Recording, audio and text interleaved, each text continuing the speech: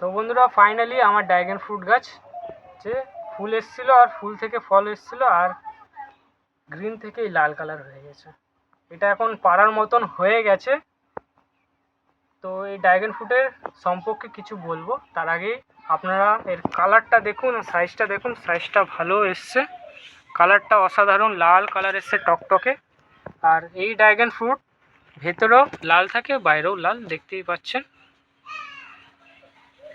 এবার যারা dragon fruit গাছ বাড়িতে লাগাবেন নার্সারি থেকে কিনে এনে, নার্সারিতে অনেক রকম ভ্যারাইটি পাওয়া যায়, জাম্বু রেড পাওয়া যায়, জাম্বু রেডটা ভালো বড় হয় সাইজে, ওই ভ্যারাইটিটাও আছে, আপনাদের দেখাবো পরে, এটা নেক্সট ইয়ার ফল আসবে।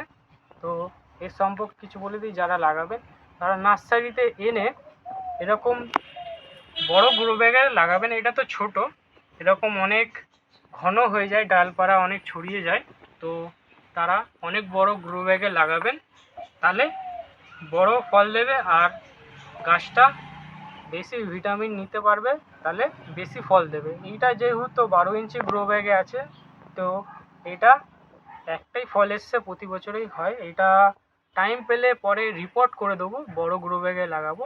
আর যারা মাটিতে লাগাবেন ড্রাগন ফ্রুট, তারা অনেক লেটে রেজাল্ট পাবে, কেন কি আমি দেখেছি যে মাটিতে ড্রাগন ফ্রুট গাছ লাগালে অনেক স্লোভাবে গ্রোথ নেয়, আর এরকম পটে লাগালে তাহলে অনেক তাড়াতাড়ি গ্রো হয়। আর যখন লাগাবেন প্রতিস্থাপন হয়ে যাবে, তখন নর্মাল মাটি দেবে, ওতে কোনো সার দেবেন না, নর্মাল মাটি দিয়ে লাগাবেন, তাহলে খুব তাড়াতাড়ি গ্রো হবে।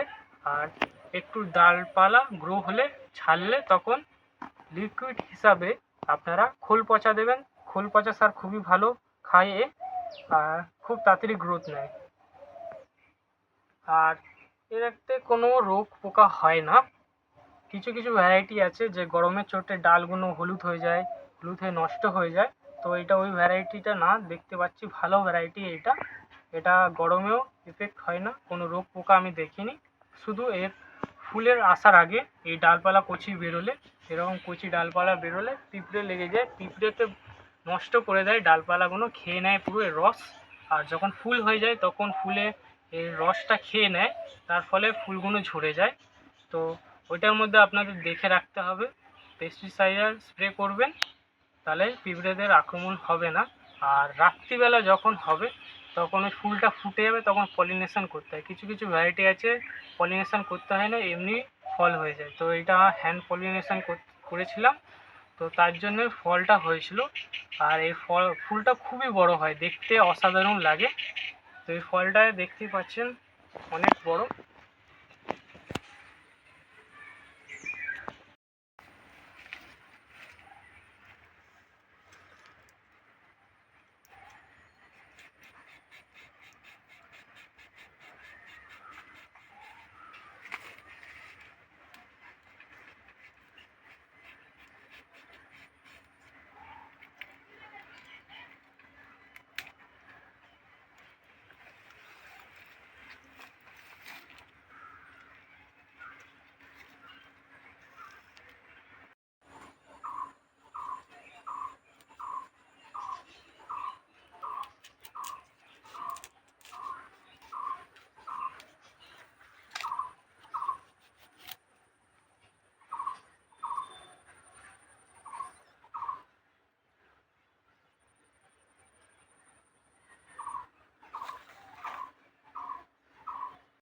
তো বন্ধুরা ভিডিওটা ভালো লাগলে তাহলে লাইক করে দেবেন, আর এরকম এরকম নতুন ভিডিও পেতে গেলে আমার ইউটিউব চ্যানেলটা সাবস্ক্রাইব করে রাখবেন। আজকের জন্য এতটাই।